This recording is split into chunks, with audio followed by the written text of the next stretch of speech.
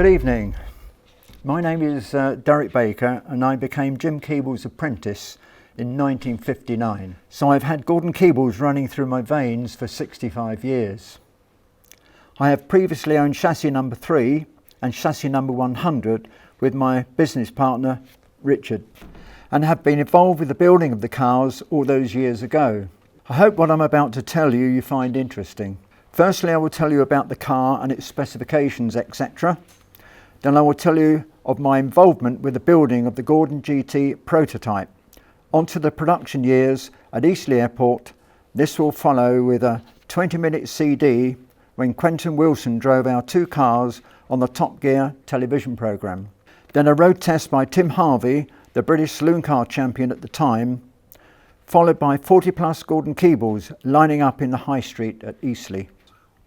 The car was powered by a 5.4 litre 300 brake horsepower American Corvette Stingray V8 engine, coupled to a Borg-Warner 4-speed all-synchromesh manual gearbox. The car weighed approximately 2,800 hundredweight due to its construction of a one-piece fiberglass body. The chassis, which was manufactured mainly from 1-inch square tubing from front to back, is called a space frame chassis. This supported all the running gear from engine and gearbox, front and rear suspensions, and rear differential and drivetrain. The two mated together made a very torsionally stiff motor car, which gave it exceptional handling qualities. The V8 engine was mounted some way back in the chassis, giving the car a 50-50 weight distribution, which also helped its handling. The car is equipped with disc brakes all round, with a split braking system including twin servos and twin master cylinders. The car has disc road wheels that have 4 driving pegs that locate in hubs held on with 3-eared chrome spinners. It was one of the first English cars to have twin sets of headlights. The cross-flow radiator was cooled by twin thermostatically controlled electric cooling fans. The fuel was housed in twin 11-gallon fuel tanks situated in the rear wings with twin pumps and chrome fillers.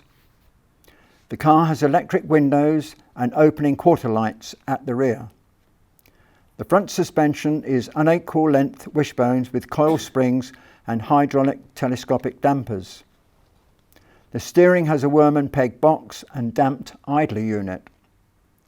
The rear suspension has a Didion tube located by radius arms either side, with a Watts linkage, coil springs and hydraulic telescopic Armstrong selector ride dampers, and Aeon rubber springs within the coil springs.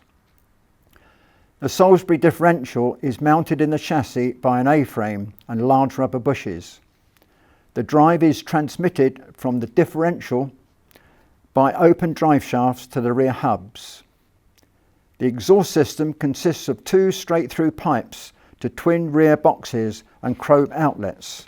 This emits a great V8 rumble. The Gordon-Keeble Owners Club was started many years ago by Ernie and Ann Knott. As car clubs go, it thrives on its enthusiastic membership, of which there are 76 members worldwide. The club holds several meetups every year, and sometimes they go abroad for long weekends. The Gordon-Keeble Owners Club has a stand at the NEC Classic Car Show in Birmingham every year, and members' cars are exhibited, creating lots of interest. The stand is manned by various members each day talking to the general public, most not having seen a Gordon-Keeble before. Last year was the car's 60th anniversary, of which 21 cars and their owners were in attendance to celebrate a fabulous weekend, some coming from Europe. The Gordon-Keeble timeline. I left school in 1957 at the age of 14 in Slough in Buckinghamshire. A school friend bet me I could not get a job at Peerless Cars that were being produced in a workshop at the rear of Peerless Motors. Peerless Motors were the Jaguar distributors for Buckinghamshire, situated on the Bath Road at Slough. The Peerless car was a good-looking sports coupe for its time. It had a space frame chassis and a 2+2 fiberglass body and was powered by a 2-litre Triumph engine.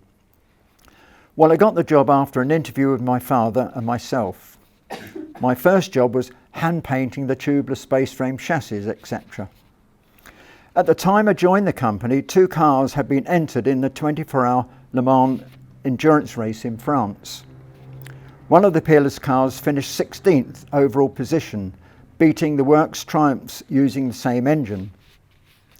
The order book from the publicity gained took off, so much so that a new factory was found to step up production at Farnham Road, Slough. Such was the demand.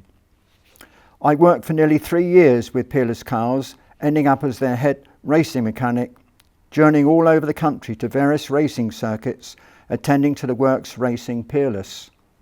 A total of 305 Peerless cars were produced. I first of all met Jim Keeble when he arrived at the Peerless factory in his Ford 100E van with this Corvette V8 engine propped up in the back. Jim Keeble was a renowned race car designer, builder and driver. He had a very flourishing specialised garage in Ipswich, maintaining all kinds of racing and sports cars. He was one of the founder members of the Eastern Counties Motor Club at Snetterton, with the likes of Jack Sears, Jim Russell, etc. Jim raced all types of cars, including Archie Scott Brown's Formula 2 Connaught. He built a monster of a car with a Chrysler V8 engine installed, nicknamed Butch, that topped 204 miles per hour at the Brighton Speed Trials in the late 50s. Around Ipswich there were 5 American Air Force bases, one of them being USAF Bentwaters. A young USAF Voodoo 101 fighter pilot called Rick Nielsen had imported his racing Corvette over from the States that Jim maintained. Nielsen was a bit miffed that he was always getting beaten in his races by a 2-litre Peerless. Nielsen asked Jim to approach John Gordon at Peerless Cars to see if they could supply a Peerless with a modified chassis to take a Corvette engine. Hence the time that I first met Jim with the V8 engine in the back of his van. Well, I worked with Jim and the factory welder and modified the Peerless chassis to take the Corvette engine and gearbox. At about this time, John Gordon had a dispute with his fellow directors and left the board of Peerless Cars, taking with him the modified Peerless. John Gordon's brainchild now was to employ Jim Keeble to design a car that met his criteria of carrying 4 passengers but powered by a V8 Corvette engine. John Gordon approached me to see if I was interested to work alongside Jim and build a prototype Gordon GT in a small workshop at the rear of Peerless Motors. Of course I said yes. Well, Jim designed the space frame chassis, front and rear suspensions and all the bracketry. We completed a full running chassis on its wheels with engine and gearbox installed in 3 months. The running chassis was then transported on a lorry to Bertoni's factory in Italy. John knew Bertoni from his early racing days and approached him to design the shape for the Gordon GT. This was handed on to Giorgetto Giario, a young apprentice designer working for Bertoni and straight out of his national service in the Italian army. Well, the Gordon GT, all steel body, glass, chrome trim, interior and paint, was all completed in 28 days. The car, looking complete now, was transported into the Geneva Motor Show in 5960, where it was displayed on Bertoni's body stand for the public and press to view for the first time. Well, it turned out to be the steal of the show, and a lot of interest was created by the motoring press. Bertoni's young designer, Giorgetto Giario, was now starting to make a name for himself, as it was one of his first of many designs. The car was eventually transported back to England, where Jim and myself set about making the car a runner, as there was no wiring loom fitted, no exhaust fitted, plus a host of other jobs needed to be completed. When the car was ready, it was loaned to the Autocar magazine for a week. The magazine's road test reported that it was the most electrifying car that it had ever tested in its history. John Gordon arranged to take the car to America on board the Queen Mary. On arrival, he drove the car to General Motors headquarters, where John met up with the chairman, Ed Cole, and the designer of the Corvette Stingray, Zora Duntoff. They both drove the Gordon GT around the GM test track, where it outperformed the Corvette using the same engine. They were very impressed. and had agreed to release 1,500 Corvette engines when production started, with the idea of having a Gordon GT on display in all the GM dealerships across America. Peerless Motors on the Bath Road at Slough eventually went into liquidation, and overnight John Gordon, Jim and myself had to move everything connected to the Gordon GT project out of our small workshop. This was all stored at John's house at Raisbury near Staines. Jim Keeble's workshop in Ipswich had undergone a total rebuild after a devastating fire and was ready to reoccupy. Everything now was moved to Ipswich lock, stock and barrel. We were in Ipswich approximately 3 years, and during that time Jim and myself built a second rolling chassis complete with engine and gearbox. I personally cut up 5 sets of chassis tubes and made the first 5 sets of brackets for the chassis. In this interim period, John Gordon had met up with George Wansborough to see if finance could be raised to fund the whole project. Well, time slipped by and John Gordon left the company. George Wansborough knew the Gordon GT was too good to let it die and eventually financed the whole setup with his own family money. George lived at Kingsworthy and wanted somewhere near home to set up production. Hence the old Saunders Row machine shops on Eastleigh Airport were required for the production of the car. It's now 63 to 65. After a team of industrial cleaners had gone through the buildings, it took a little time to paint the floor and mark out the shop floor for the various stages of production, from the raw metal section where the chassis were cut up and welded on jigs and all the bracketry was made, to the fiberglass section where the body moulds were, plus all the inner moulds from floor pans to rear seats to boot floors, footwell sections, bonnet lids and both doors, etc. Then there was the body preparation area once everything had been bonded into place, plus the spray booths for painting. The bodies, once completed, were moved around on slave chassis on casters. The old Saunders Row machine shop building is where all this happened, which is where the multi-storey car park is situated now. There is a plaque on the wall just inside the main public entrance, which was unveiled by the Mayor of Eastleigh on the car's 40th anniversary, which states that the building stands on the site of Hampshire's only supercar manufacturer. Gordon-Keeble cars were made here from 64 to 66. George Wansborough had seen how much effort Jim Keeble had given to the whole project and decided to give Jim the recognition he deserved. That's why Jim's name was now connected to the car now called the Gordon-Keeble instead of Gordon GT. Once the bodies were in paint, they were rolled across the yard to the final assembly building, which is where the airport lounge is now. In this building, the chassis were built up into rolling chassis, complete with engine and gearboxes fitted, etc.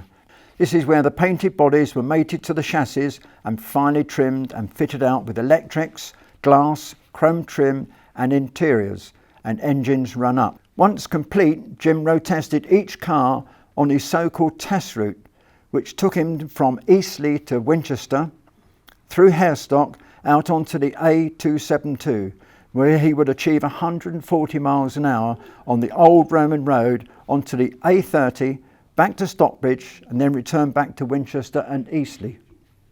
If there were any snags, these would be ironed out before customer collection. Everything that we had manufactured whilst in Ipswich made the first 5 chassis and brackets to start the production run. I eventually ended up owning chassis number 3, of which I had made all the metalwork in my own car. The workforce, which there were approximately 120 to 140, were recruited mainly from Short's Aircraft Industry, a local company, also Vosper Thornycroft, and many of them were very professional and skilled craftsmen. The car was known in the trade as being built to aircraft standards. The company unfortunately hit on hard times due to the motor industry going down to a 3-day week. The exchange rate of the pound against the dollar also changed to our detriment. The supply of the engines that came over from the States in crates of 8 engines at a time had to be paid for in advance.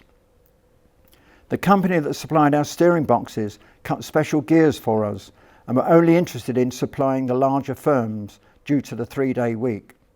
Therefore, the supply of our steering boxes virtually dried up. There were a number of cars completed minus steering boxes, and the company could not fulfil the orders. Hence, customers started to cancel orders, which amounted to cash flow problems for the company eventually. The company at the airport finally went into liquidation and ceased trading after approximately 90 cars had been built.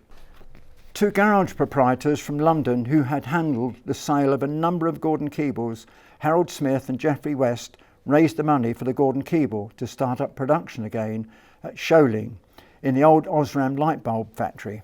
Some of the original staff were re-employed and a further 8 or 9 cars were completed before further financial problems struck again and the factory finally closed down for good. 99 cars in total were produced in factories and a total of 104 cars were made, including the prototype, the first pre-production fiberglass body car and a few that were assembled from parts outside of the factories. The cars sold for $2,966, which undercut the Aston Martin and Jensen models of the day. Thank you very much.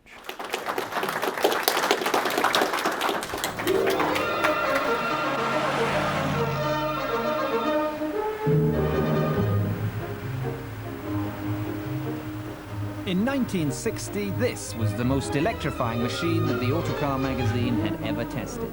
Designed by Bertoni in Italy, but built in an aircraft hangar in Southampton, it boasted knuckle-whitening performance, matinee-idle good looks, and a thundering 5.4-litre, 300 brake horsepower Chevrolet Corvette engine. It was called the Gordon-Keeble and was the only car ever to sport a tortoise as its bonnet badge. But the company has long since been wound up. Despite a queue of excitable buyers, plenty of favourable publicity, and clientele as glamorous as Jackie Kennedy and Diana Dawes, the Gordon-Keeble was a commercial catastrophe, with just 104 cars built. So how could anything so bewitchingly handsome not sell like the elixir of youth? Just why did it fail? The main reason was the 3-day week at the time. All the engineering strikes. We had a full order book with 300 cars. We had the Cray twins tried to jump the queue on some of the early cars, and we couldn't get the supplies we wanted to make them, and eventually we ran out of money. It was underpriced. I mean, we sold it for £3,000 and we could have easily have sold it for £4,000. It was cheap against the Aston Martin, which it competed with. It more or less put the Jensen CV8 out of business, and Jensen's produced the Interceptor to give us a bit of competition also. But it was neither something dreamt up in a lukewarm bath nor a 10-bob lash-up. They really were assiduously assembled and meticulously made. The car built to aircraft standards, read the advertising copy. Rhetoric that's proved true because the GK seems to have stood the test of time. A space frame chassis, that unsmashable V8 engine and a fiberglass body have meant that over 90 of these gorgeous Gordons have survived, with 60 still in regular use.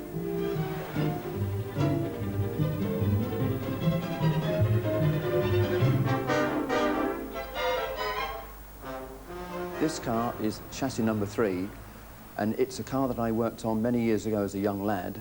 Having worked with Jim Keeble on the birth of the prototype in '59, I assisted cutting up the first 5 sets of chassis tubes, making the first 5 sets of bracketry all over the car, and when the opportunity came up to buy the car, it was history repeating itself, and my partner and I set off to restore the car into the splendour that it is of today. And anyone who had a heart couldn't resist the Keeble's good vibrations. And these Flash Gordons have all the right qualifications: mile-swallowing performance, 4 seats, handsome European good looks, and bags of style. So much so, in fact, that you're determined to fall in love with the thing before you even so much as open the door.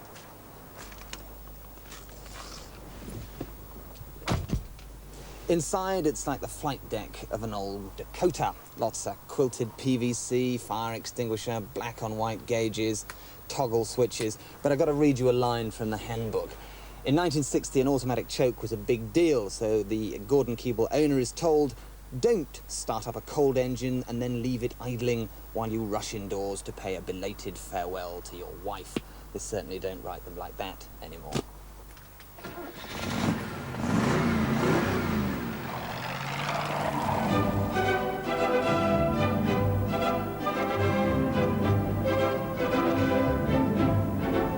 And Gordon Bennett is it fast. First gear takes you to 70, second gear to 90, third gear to 103, and fourth gear is a maximum speed of 145 miles an hour. I'm here to tell you that the Gordon-Keeble is a bit of all right.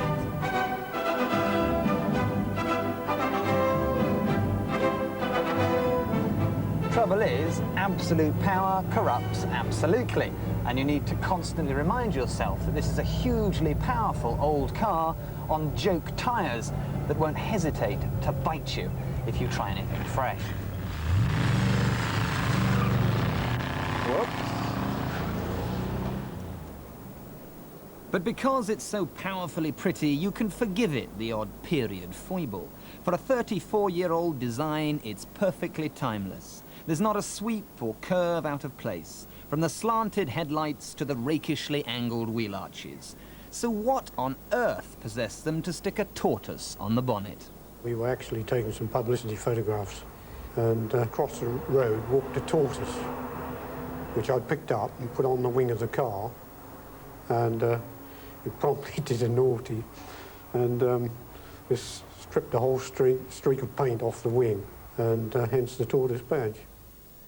Some reckon it was an ill-fated mascot that brought the project nothing but bad luck. The Gordon-Keeble was the product of a golden age where beauty mattered more than balance sheets. It failed for two very simple reasons. A, the workers couldn't make enough of them, and B, the management forgot to put a profit margin in the price. Oh, how the British motor industry has changed.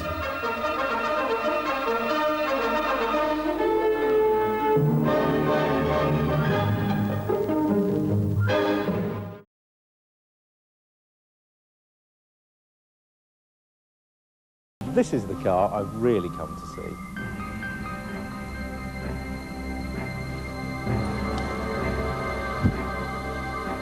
One of their prized possessions, this stunning 1964 Gordon-Keeble, the last car built in the county, and they're going to let us drive it.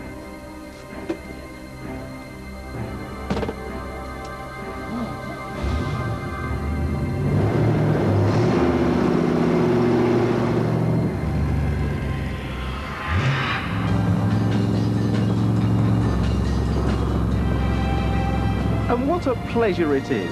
It's hard to believe that this car came out of an Eastleigh factory in the same year that the Beatles conquered America, Burton and Taylor married for the first time, and the Avengers began on telly. In fact, you could almost imagine Steve driving one of these, because the Gordon-Keeble is definitely a gentleman's motor.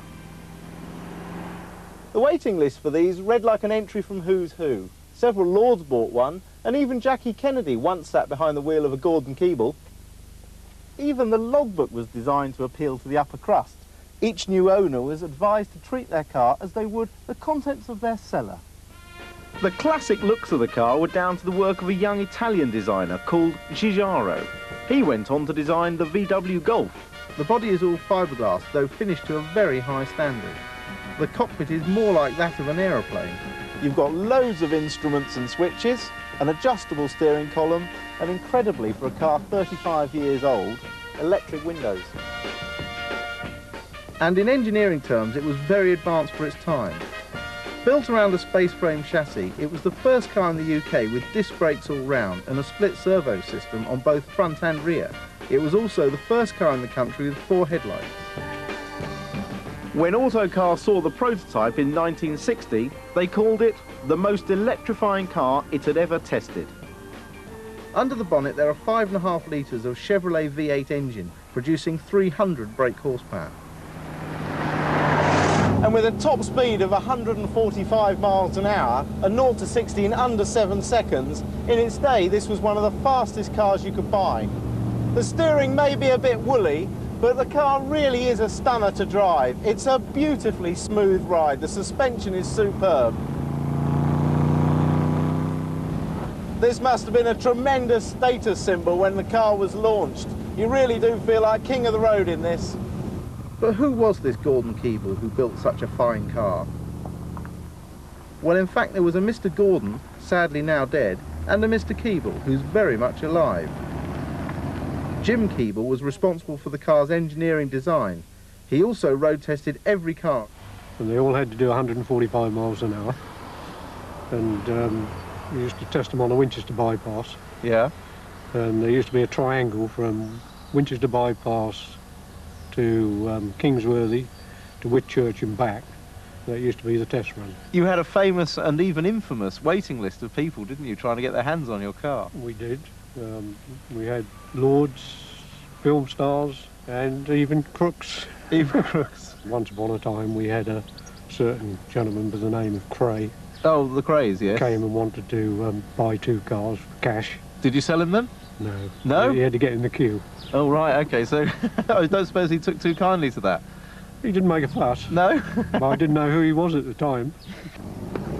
Do you still get emotional about it when we fire it up? I still like to hear it running. Well, I'll drink to that. There's no other sound like it. Cheers. Cheers. Sadly, though the car itself was a huge success and a tribute to British engineering talent, lack of finance and industrial action brought down the company in 1968. In all, they made only 104 cars, though the distinctive badge can still be seen on the 90 or so cars still running today. So just like Austin, Healey, Jensen and Jowett, there may be no more Gordon-Keebles gracing our roads, but there might just be a new Keeble. So are you prepared to show this to the world or just to me? No. Just to me? I'll let you have a peek at it. I can have a sneak peek, Yeah, can I? because I don't want too much of it.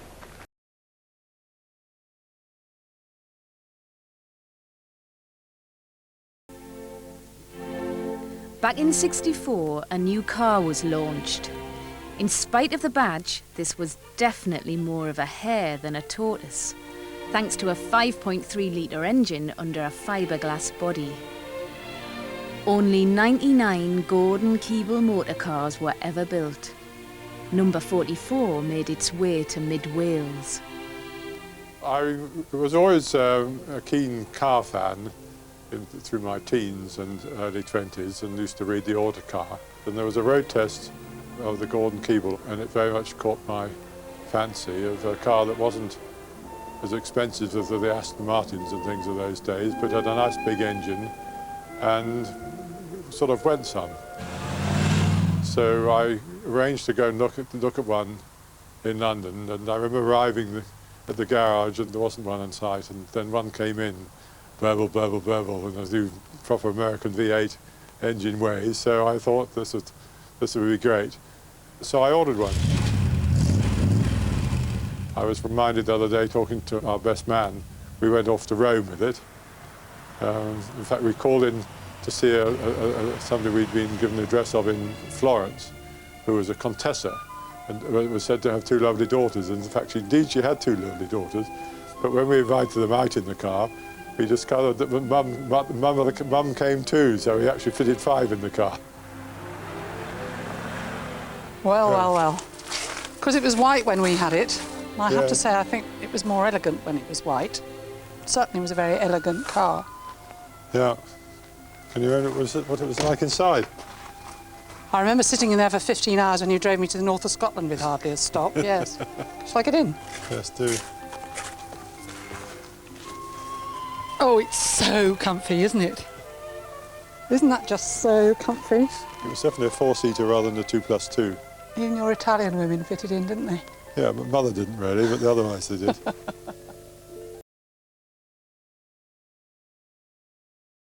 I'm David Yeomans. This is my pride and joy. I've had it for 21 years now. I think the colour's wonderful, but a lot of other people think it's a little bit interesting. I couldn't have bought it new, but I did save up for a long time, and I enjoy it, driving it every time I get in it to see it.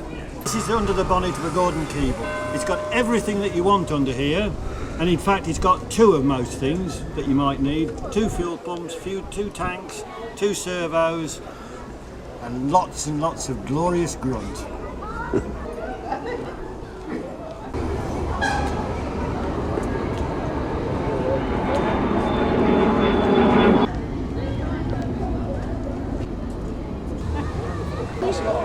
This hairstyle, you know, all grey and everything, yeah.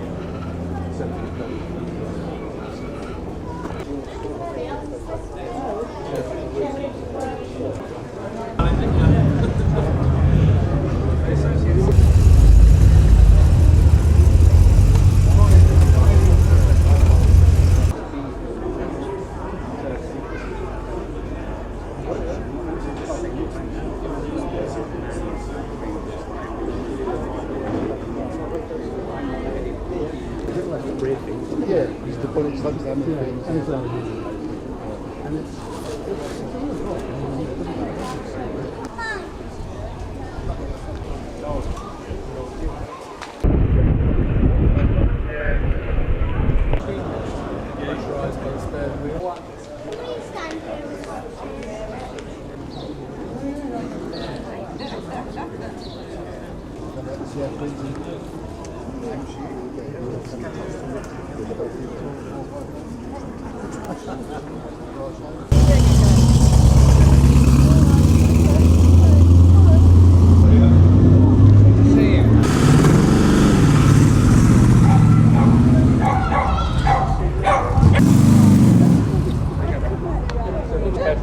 Safe journey.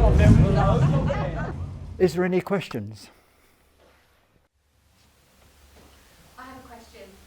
So the 60 that are remaining, are they all privately owned, or are there any in like motor museums? My chassis number 3 was, I sold it to Hampshire County Council, and it was in the Milestones Museum, but it's now in their archive store, trapped in by a lot of rusty old lorries, and I don't think it will see the light of day again for many, many years.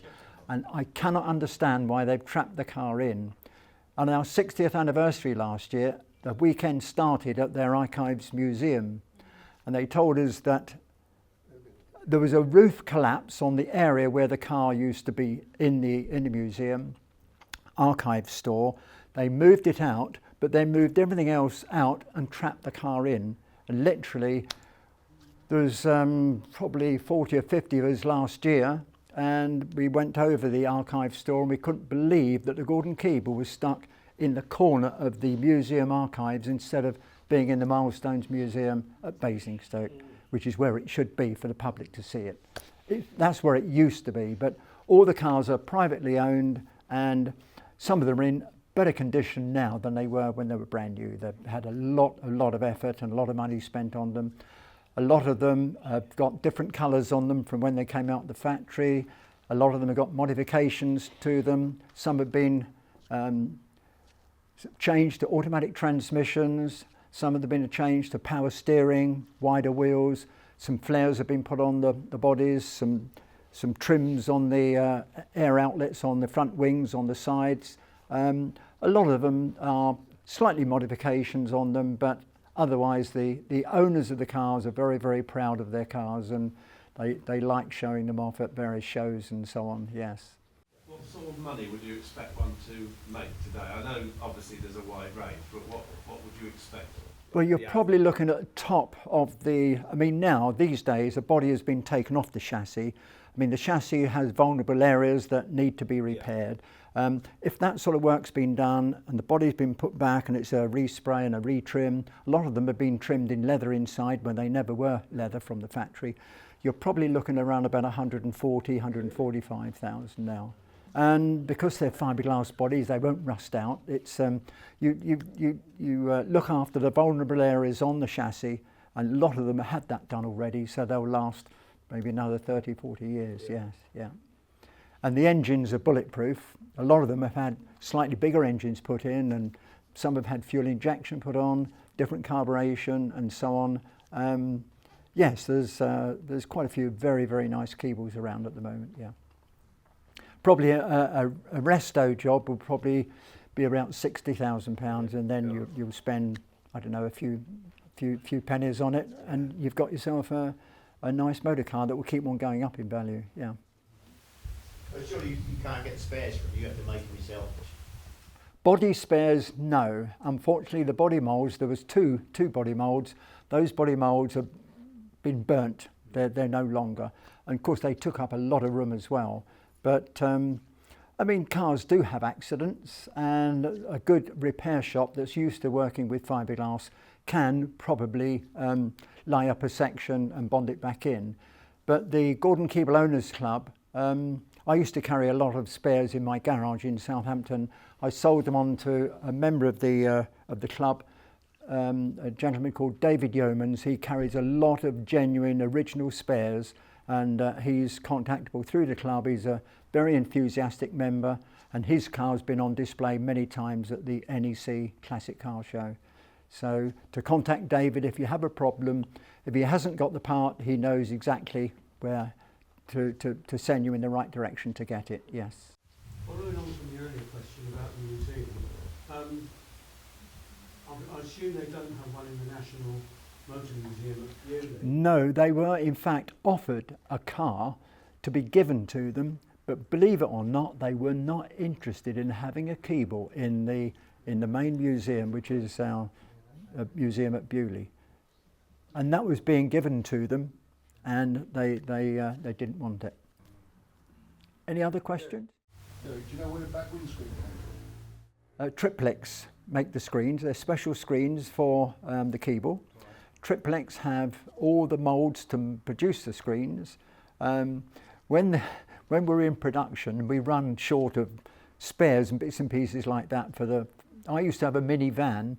I used to go all the way down to where Triplex were, down in Kent, and I used to pick up 3 screens at a time and bring them back in my minivan so we could continue. I mean, this is what we did the whole time, and yeah, it was... but Triplex make the front screen and the rear screen. Just quickly, there's the Concord Club show, 21st of September. Is it likely that we might see some Gordon-Keeble's turn? Oh yes, because the cars were produced so local that the Concord Classic Car Day, the Supercar Day at the Concord Club, they always invite the Gordon-Keeble Club. We always have 5 or 6 cars or more on display at the Concord Supercar Day, and they create a lot of interest because they were produced locally. People like to see them. A lot of people don't even know what a Gordon-Keeble looks like, so there's so few of them that they're always on display at the Concord. It's a shame that it's not still going. It's just a shame that the year that it folded up, it's a shame it wasn't another year where the cars could continue in small scale production. And I mean, the car, I went with Jim Keeble with the prototype, which was the only all-steel car. We went up to Bristol Sidleys for them to do an exercise on the car to put it in production at Bristol Sidleys, where they were producing the 2-seater Volvo, the P1800, and they were producing the Sunbeam Alpine, and they wanted a car to put onto their production runs, and they had the car for a week. We stayed up there, we pulled the car apart. They wanted to see it, but in the end they said they wouldn't. But it was an exercise that we carried out. If they'd have gone for it, we might have seen more Gordon-Keebles around. And of course, Jim had Mark IIs in his mind, and he could have produced all sorts of things. He was very innovative engineer. He was really brilliant. I mean, the Gordon-Keeble is a one-off car. He built 29 cars total, from race cars to hill climb specials to sprint cars, whatever, yes. And having seen the car that topped 204 miles an hour at the Brighton Speed Trials at Madeira Drive in the late 50s, that was quite some machine. It was all handmade, all the bodywork, chassis and everything. He produced everything, yeah. And as for the car that Tim Harvey was undoing the wraps on, where Jim didn't show him the car, that is a 3-wheeler. he made all the bodywork on that three-wheeler, and it had the BMW motorcycle engine in there with the shaft drive to the rear driven wheel. It had gull-wing doors, it had push buttons on the steering wheel to change gear way before paddles came in on manual gearboxes, and that was all pneumatic. It had belt-driven compressors under the bonnet driven off the BMW engine, and that built up the supply of air, and to change gear was all push buttons on the steering wheel. And the gull-wing doors, he had a little zapper, and he could zap the doors and they would come undone. And that's in the Milestones Museum at the moment. That was called the K3, and that it was capable of doing 120 mile an hour, this three-wheeler. Any more questions? Right, well, thanks for all for coming. It's been a pleasure, and I've thoroughly enjoyed myself. Thank you.